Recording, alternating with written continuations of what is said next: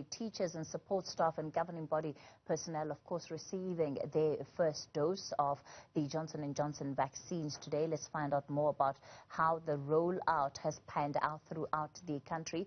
We're joined by the South African Democratic Teachers Union General Secretary Mokoena Maluleke, the State Afrikaanse Onderwysers Unie Executive Director Chris Klopper, and National Teachers Union's General Secretary Cynthia Barnes. Good evening to both of you, and thanks for your time. Mr. Maluleke, let me begin with you. Firstly, your sense of how day one has gone, and perhaps the reports that you've been getting from your members nationwide. Thank you, Kathy, and good evening to the viewers, and thank you for the panel, Chris and Cynthia. The day has really given us hope.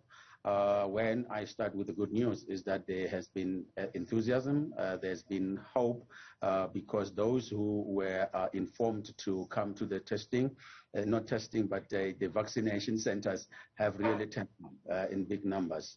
And therefore want to really send our gratitude to the people of our country for allowing us to really be at the forefront and taking this particular vaccination. We also want to express our gratitude clearly to the ministers of health as well as the Department of Education for allowing us to have this particular ambitious target of 14 days to be able to vaccinate 582,000 workers in education.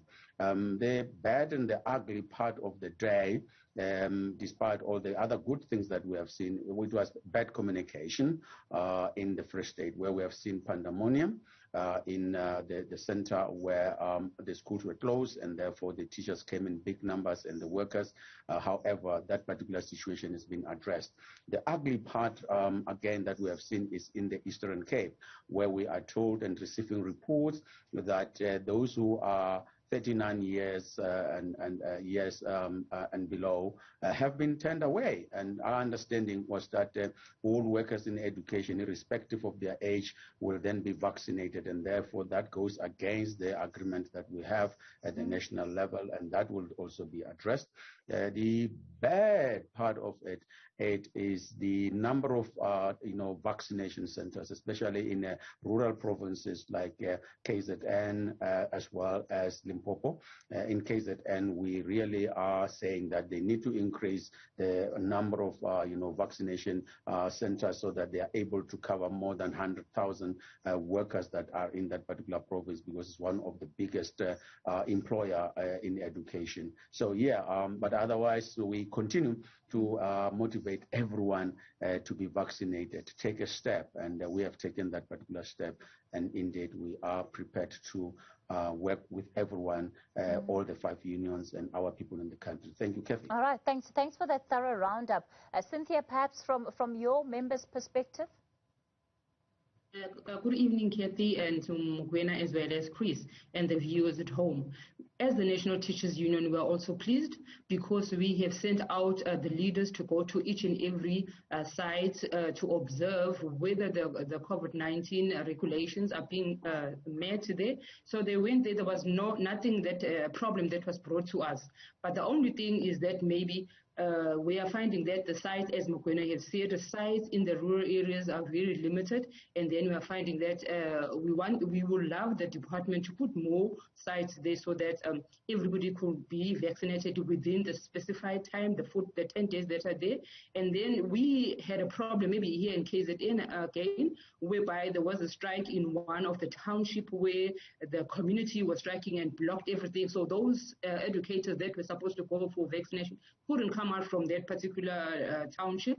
So therefore that's a problem. But we hope that maybe during next week, because it is said that it's going to take the whole of this week, maybe next week they'll be able to go to be vaccinated, as well as looking at the lines, as well as adhering to the COVID-19. Everything went very well, and I'm not going to echo what Mokoena has said, but in all, everything is still on the track. We are very happy, and we are still encouraging the educators to go for the vaccination. Even though we are having 3 types of educators, we are having those that are willing to take the vaccine, and those that are on the fence, and those that really said, no, it's not for them. but we can see that maybe the ones that have a divided house, we are still able to encourage them to go for the vaccination. The other ones, maybe they are saying they can't go because of their religion, because of whatsoever they are giving forward, but we cannot force them, as is being said, but it's a very minimal percent, if I may say so.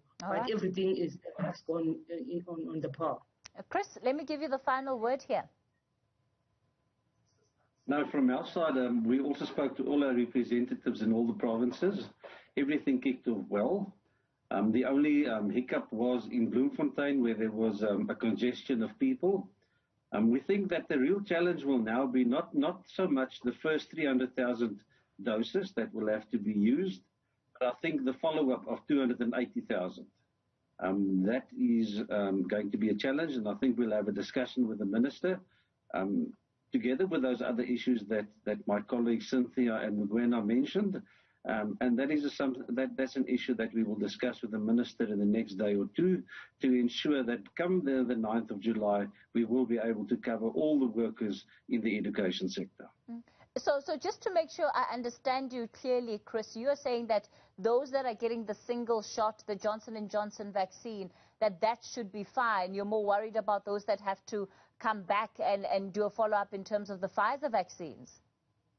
No, the number of workers in the education sector, it's 582,000. For the first batch that we received, we only received 300,000. Now, that is not even enough for all the educators, who are in the region of about 380 to 400,000. So to be able to cover the whole sector, we will need to acquire the additional 280,000, and we will have to be able to get that within the next week, or otherwise we won't be able to complete the process by the 9th. Fair enough. Thank you all so much for coming onto the show and really just giving us a snippet of what the experience has been like. So there you heard it from those who are part of the leadership of the various unions in the country. Satus Mugwena Maluleka, Chris Kloppers from the SOAU, and Cynthia Barnes from the National Teachers Union. Thank you for your time on News at Prime tonight. When we continue, we look at the state and rate of vaccination in townships and peri-urban areas. You heard a hint of it there. It's not looking good in terms of how we are creating access to these vaccines in the country. We'll get more on this after this quick break.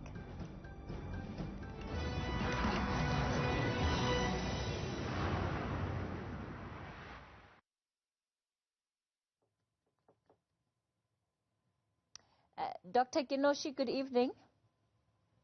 Good evening, ma'am. Ligain tate? Ligain. So kita Kinoshi. Kinoshi. Yeah, as you say, Kinoshi. Okay, thank you. Okay, you'll tell me just before we go live. Are we live? No. No, we're not live yet. It's still a couple of minutes. Is it Kathy who's speaking? And then, Nikki, do you have more content after this? Okay. Gonna be.